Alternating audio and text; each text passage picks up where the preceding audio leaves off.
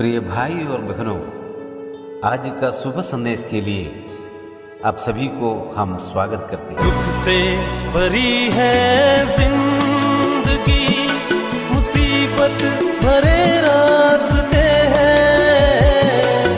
दुख से भरी है जिंदगी, मुसीबत भरे रास्ते हैं। दुख दूर हो जाएंगे तेरे, गर तू यीशु के साथ है। राहों में कांटे अगर हो, रुकना नहीं, चलते जाना। यीशु तेरे साथ है, ये तू विश्वास करना। संसार के अंत तक वो तेरे साथ है। आज का संदेश ब्रदर क्रिस्टोफर स्वामी मुंबई से बांटा जाएगा। प्रार्थना के साथ सुनिए। एक और बार इस शुभ संदेश में प्रत्येक भाई बहन का यीशु मसीह के नाम से स्वागत करता हूँ। मैं भी परमेश्वर पिताजी को धन्यवाद देता हूँ। एक और बार यह अवसर प्रभु ने मेरे जीवन में जोड़ा कि आप लोग के बीच में परमेश्वर के वचन को बता सको। आइए हम थोड़ा समय के लिए परमेश्वर के वचन की ओर जाएंगे। हम पढ़ेंगे जेनेसिस चैप्टर 37 वर्स 12, 13, 14। जेनेसिस 37 उसका 13, 12, 13, 14। उसके भाई अपने पिता की भेड़ बकरियों को चराने के लिए शेकेम को गए। तब इस्राएल ने यूसुफ से कहा, तेरे भाई शेकेम ही में भेड़ बकरी चरा रहे होंगे, इसलिए जा, मैं तुझे उनके पास भेजता हूँ। उसने उससे कहा, जो आज्ञा में हाजिर हो। उसने उससे कहा, जा और अपने भाइयों और भेड़ बकरियों का हाल देख के आ कि वे कुशल से तो है, फिर मेरे पास समाचार ले आ। उसने उसको हेब्रोन की तराई में विदा कर दिया और शेकेम में आया।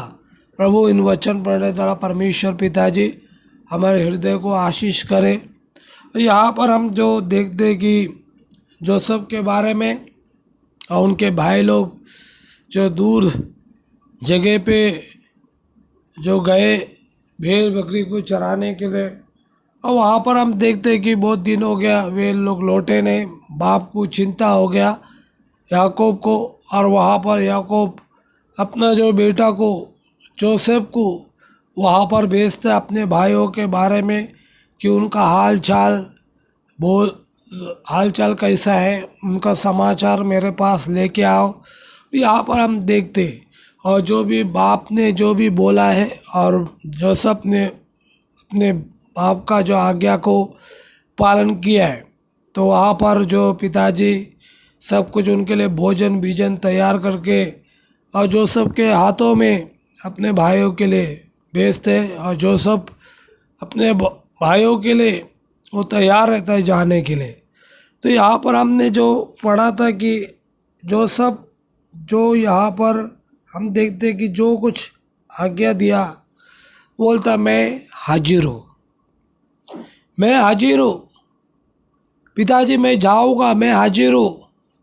ये बातों को हम याद रखने चाहिए कि जोसेफ जो यीशु मसीह का जो परछाई को दर्शाया जाता है, जोसेफ को उनके भाई ने जब उसको देखा तो वहाँ पर हम देखते कि वो सपना देखने वाला आ रहे, और वहाँ पर हम देखते कि जोसेफ को उसके भाई लोग ने मारने का प्लान किया, मगर वहाँ पर हम देखते कि वे लोग जोसेफ को उस खड्डे में डाल दिया, और खड्डे में डाल दिया। और खड्डा कैसा रहेगा हमको मालूम नहीं, कितना गहरा रहेगा हमको मालूम नहीं, मगर वे लोग जोसेफ का अंग रखा का कपड़ा को लिया, और वहाँ पर हम देखते कि वे जोसेफ का खुद का भाई लोग ने उसको ठट्ठा किया रहेगा, उसको छुड़ाया रहेगा वहाँ, यहाँ तक कि नहीं। और उसके बाद हम आगे जो पढ़ते हैं कि उन लोग भाई लोग ने एक प्लान करके और अपना खुद का भाई को 20 चांदी का सिक्का में उसको भेज दिया। जिस प्रकार यीशु मसीह को 30-40 सिक्के में भेज दिया, वैसा जो सबको भेज दिया। मगर बातों को याद रखें, उस खड्डे में जैसा जो सब वो ऐसा गिड़गड़ाता, और उस खड्डे में जो सब जो ऐसा वो रोता रहेगा, चिल्लाता रहेगा। और वहाँ पर हम देखते कि भाई लोग को कोई दया नहीं आया।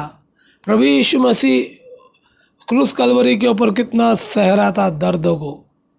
वहाँ पर हम देखते कि वहाँ वो प्रभु यीशु मसीह हमारे साथ जोसेफ ने का भाई लोग को और जोसेफ ने उस खड्डे में डाला। और वहाँ पर हम आगे भी पढ़ते कि जब जोसेफ को और जेल में डाला और 2 लोग उसके साथ थे, मगर वहाँ पर हम देखते कि जोसेफ ने दोनों का सपना का अर्थों को बताया, मगर एक छूट गया और एक को मृत्यु मिला। उसी प्रकार क्रूस कलवरी की ओर हम देखते कि 2 डाकू था, एक बच गया, एक का मृत्यु हो गया। और वहाँ पर हम जब आगे बढ़ते, प्रभु ने जोसेफ को जो ऊंचा पदवी दिया और जोसेफ को उसका भाई लोग आया, जोसेफ पहचान लिया और जोसेफ को वो सपना का याद आया कि सब भाई लोग मेरे सामने घुटना टेकते। और यहाँ पर हम देखते हैं कि एक समय ऐसा आएगा कि हर एक लोग प्रभु यीशु मसीह के सामने हर एक घुटना टेकेगा। और सिर्फ ये नहीं, जब जोसेफ अपने भाइयों को प्रकट किया, सब आन जातियों को उनके सामने से दूर किया, और जोसेफ अपने भाइयों के सामने अपने आप को प्रकट किया, मैं तुम्हारा भाई जोसेफ हूँ, रोने लग गया। वे डर गए, वे लोग डर गए कि अभी हमारे साथ क्या होएगा, अभी हमने इसके साथ ऐसा किया है। मगर जोसेफ बोलता है कि तुमने बुराई किया, मगर परमेश्वर जो भलाई किया है और तुमको बचाने के लिए। सिर्फ ये नहीं, जोसेफ अपने भाइयों को क्षमा किया है। और वहाँ पर यीशु मसीह जब आएंगे, जब इस्राएल लोग प्रभु को पुकारेंगे, जब उस प्रभु यीशु मसीह उनके बीच में प्रकट होंगे और प्रभु उनको हाथ को अपने बताएंगे, तो वे डर जाएंगे कि तुम लोगों ने मुझे क्रूस पे चढ़ाया। मगर ये बातों को याद रखने चाहिए कि परमेश्वर का वचन बता कि मैं इस्राएल को कभी त्यागूंगा नहीं, भूलूंगा नहीं। और परमेश्वर का वचन एकदम साफ है कि जहाँ पर जैसा जोसेफ ने अपने भाई को क्षमा किया है, ऐसा यीशु मसीह क्रूस कलवरी के ऊपर यह बोल रहा था कि पिता परमेश्वर इन्हें क्षमा करो, वे लोग नहीं जानते वे लोग क्या कर रहे हैं। तो यहाँ पर हम देखते हैं कि जोसेफ का जो शैडो प्रभु यीशु मसीह का शैडो के बारे में दिखता है। जोसेफ का जो गुण को हम देखते हैं कि प्रभु यीशु मसीह का जैसा। और जोसेफ के जीवन में जोसेफ अपने भाइयों में से सबसे अलग था। और वहाँ पर हम देखते हैं कि जोसेफ बोला मैं जाऊँगा, मैं हाजिर हूँ। और वहाँ पर हम देखते हैं कि जैसा जोसेफ बोला मैं अपने भाइयों के लिए जाऊँगा, वहाँ पर भी स्वर्ग से पिता के पास ऐसा कौन जाएगा? प्रभु यीशु मसीह बोला मैं जाऊँगा।